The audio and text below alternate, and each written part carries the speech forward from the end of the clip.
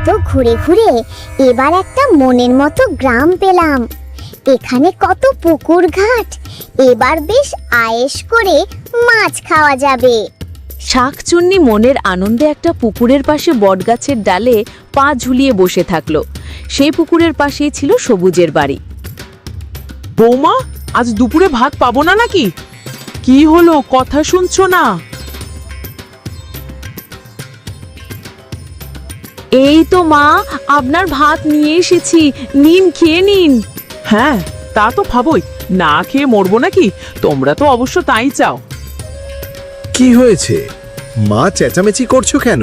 হ্যাঁ হ্যাঁ, আমার কথা তো এখন তোর কাছে চেঁচামেচি মনে হবে। বউ এমন জাদু করেছে যে এখন নিজের মাকেও সহ্য হচ্ছে না, তাই না? কি সব যাতা বলছো মা? তোমার মাথা ঠিক আছে?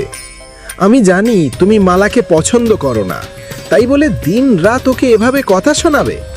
তুমি আবার কি শুরু করলে? ঢং দেখে বাঁচি না। মা ছেলের সম্পর্ক নষ্ট করে এখন এসেছে কথা শোনাতে। যাও, দূর হও আমার সামনে থেকে। দেখো মা, রোজ রোজ তোমার এই অশান্তি কিন্তু মেনে নেওয়া যাচ্ছে না।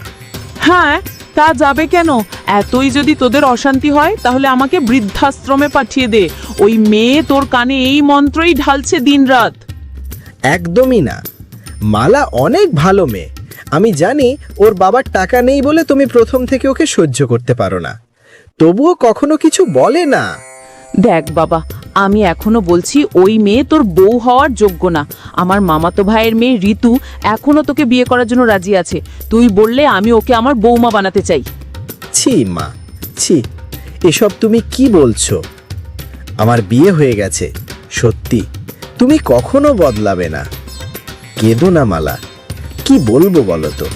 তুমি তো জানোই আমার মা কেমন। তার কথায় তুমি কিছু মনে করো না। আমি কিছু মনে করিনি। আসলে কি বলো তো, মা মারা যাওয়ার পর থেকে এগুলো আমার কাছে নতুন না। বিয়ের আগে সৎমাও তো আমায় কম কিছু বলেনি। আহা মালা, ওসব আবার বলছো কেন? আসলে মায়ের বয়সটা বেড়েছে তো, তাই ভালো মন্দ বুঝতে পারে না। দেখো, একদিন মা ঠিক নিজের ভুল বুঝতে পারবে। বৌমা, ও বৌমা, কোথায় গেলে তুমি? ওই যে মা আবার ডাকছেন, দেখি মায়ের কিছু লাগবে কিনা। কি হয়েছে মা, আমায় ডাকছেন? হ্যাঁ, ডাকছি না দেখে আর উপায় আছে? এসব কি রান্না করেছো? এসব তো মুখে দেওয়া যাচ্ছে না। কেন মা, কি হয়েছে? দেখো বৌমা, তোমার বাবা ছোট লোক হতে পারে, কিন্তু আমার ছেলেটাও ছোট লোক না যে এসব শাক ভাগ দিয়ে আমাকে ভাত খেতে হবে। মা, আজকে তো আপনার ছেলে মাছ জানেনি। সব দোষ আমার ছেলের ঘাড়ে দেবে না। তাছাড়া যে রান্না করেছো, না আছে লবণ, না আছে ঝাল। কেন মা, মালা তো ভালোই রান্না করেছে। ওই যে চলে এসেছে বউয়ের উকিল। দেখ বাবা, তোর যদি আমাকে এতই খারাপ লাগে তাহলে আমাকে অন্য কোথাও দিয়ে আয়। আমি এই বউয়ের সাথে সংসার করতে পারবো না। মাকে কিছু বলো না, যাও তুমি বরং বাজার থেকে মায়ের পছন্দের মাছ কিনে আনো।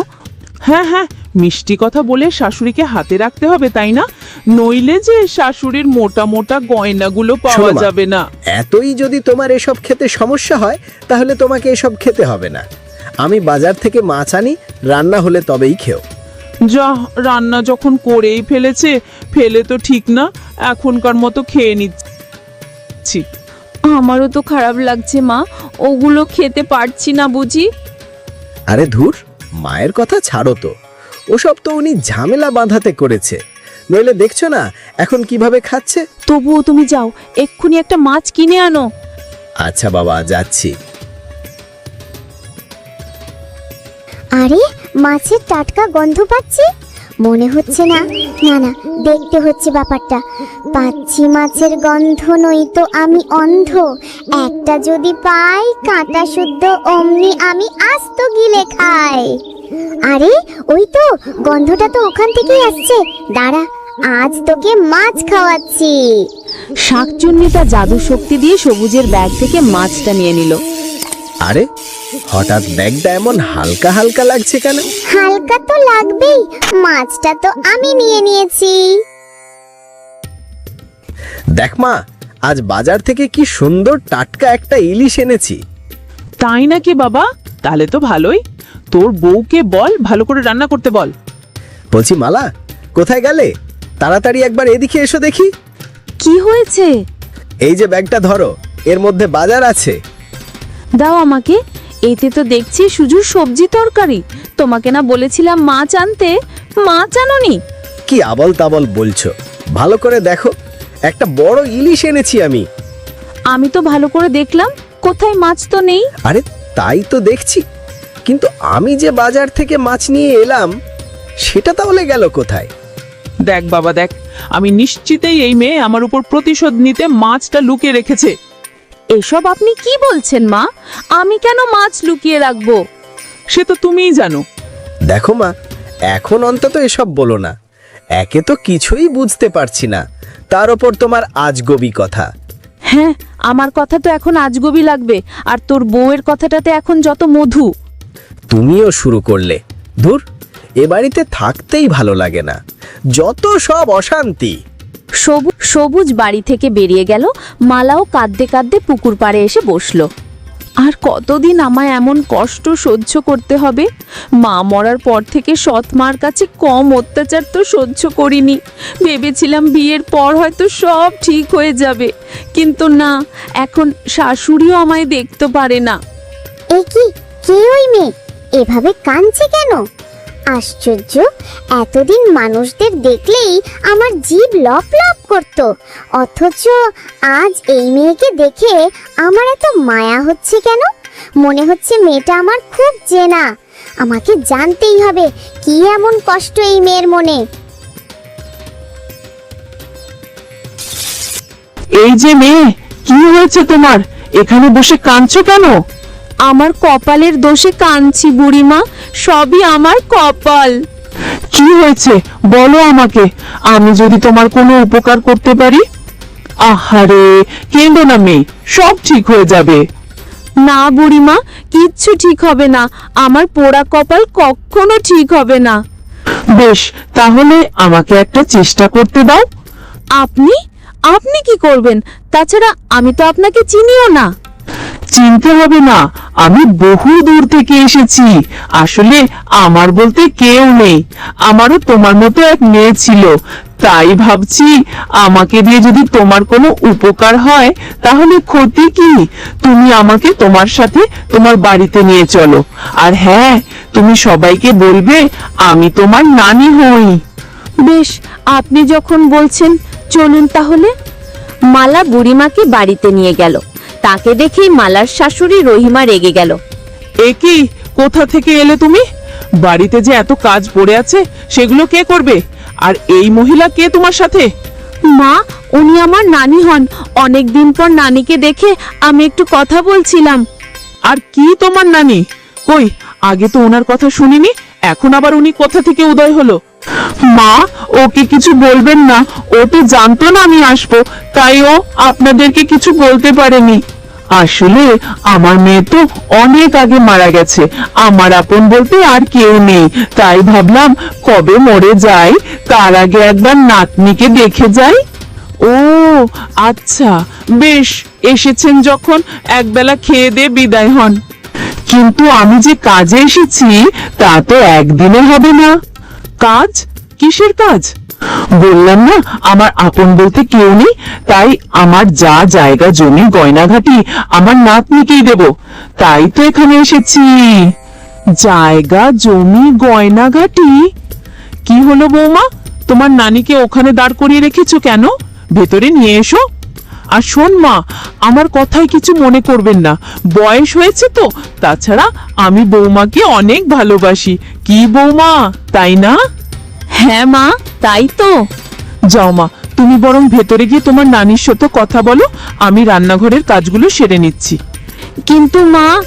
কোনো কিন্তু না, কথা বলো না তো। যাও, নানিকে ভেতরে নিয়ে যাও। শাশুড়ি মা রান্নাঘরে চলে যায়। মালা ও বুড়িমাও শাকচুন্নিকে ভেতরে নিয়ে গেল।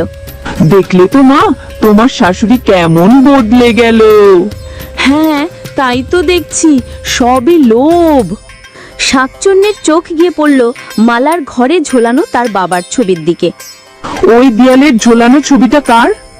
ওই ছবিটা? ওটা তো আমার বাবা। এই কি বুড়িমা, কি হলো আপনার? চোখে জল? তোমার বয়সে আমারও এক মেয়ে ছিল, হঠাৎ তার কথা মনে পড়ে গেল। আমি তোমায় কথা দিচ্ছি মা, যে করেই হোক তোমার জীবনের সব কষ্ট আমি দূর করবই। আমিও তো তোমার মেয়ের মতোই বুড়িমা। হ্যাঁ মা, তাই তো। এই নাও বৌমা, তোমার আর তোমার নানির জন্য চা করে আনলাম। মা, আপনি আবার কষ্ট করতে গেলেন কেন? তোমার নানি এসেছে আর আমি এটুকু করব না? আমাকে নিয়ে তো ভাববেন না, আমার নাতনিকে ভালোবেসে রাখুন, আমি তাতেই খুশি। তা তো রাখবই, তার উপর আপনি ওকে এত গয়নাঘাটি দিচ্ছেন, এখন তো ওকে ভালো রাখতেই হবে। কি বললেন? না না, কিছু না। শাশুড়ি সেখান থেকে চলে যায় আর মালাও নিজের ঘরে চলে যায়। এত কাল পর আমি আমার মেয়েটাকে দেখলাম, সে কবেই তো আমি মরে গেছি, কিন্তু আমার মেয়েকে আমি মরতে দেব না। যে করেই হোক ওর লোভী শাশুড়িকে শায়েস্তা করতেই হবে। এবার তাহলে আমি আসি। সত্যি মা, আপনাদের আতিথেয়তা আমি কখনো ভুলবো না। কিন্তু আপনি যে চলে যাচ্ছেন, ওই গয়নাঘাটি আর জমির দলিল সেগুলো তো দিয়ে গেলেন না? কি বৌমা, কিছু বলছো না যে? আসলে ও আর কি বলবে, আসলে ওগুলো আমার কাছে কিছু নেই। আমি দেখতে চাইছিলাম আপনি সত্যি আমার নাতনিকে ভালোবাসেন কিনা, নাকি আপনার মনে কোনো লোভ আছে।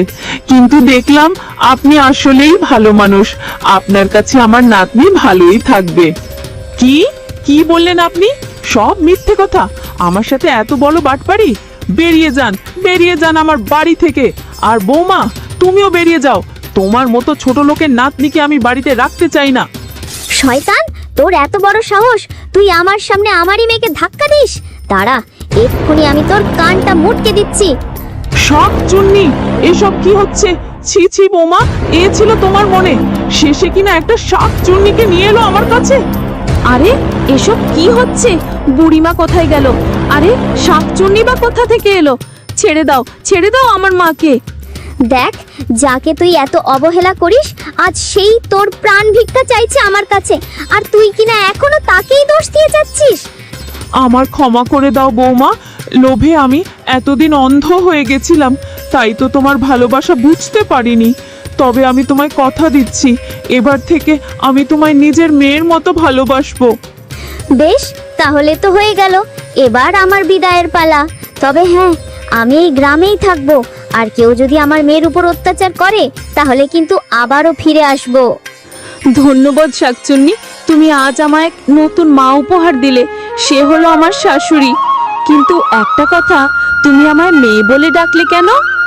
আমি যখন বেঁচে ছিলাম তখন তোমারই মতো এক মেয়ে ছিল। বেশ, তাহলে আজ থেকে আমিও তোমার মেয়ে আর তুমি আমার মা। আমি তো সত্যিকারের তোমার মা। ছবিটা দেখে আমি বুঝতে পারলাম তুমি আমার আপন মেয়ে। কারণ ওই ছবিটা তোমার বাবা, আমার স্বামী, তোমাকে অনেক ছোটবেলায় রেখে আমি মারা গিয়েছিলাম। সত্যি বলছেন আপনি আমার মা? তাহলে মা, আপনিও আমার সঙ্গে এখানেই থেকে যান।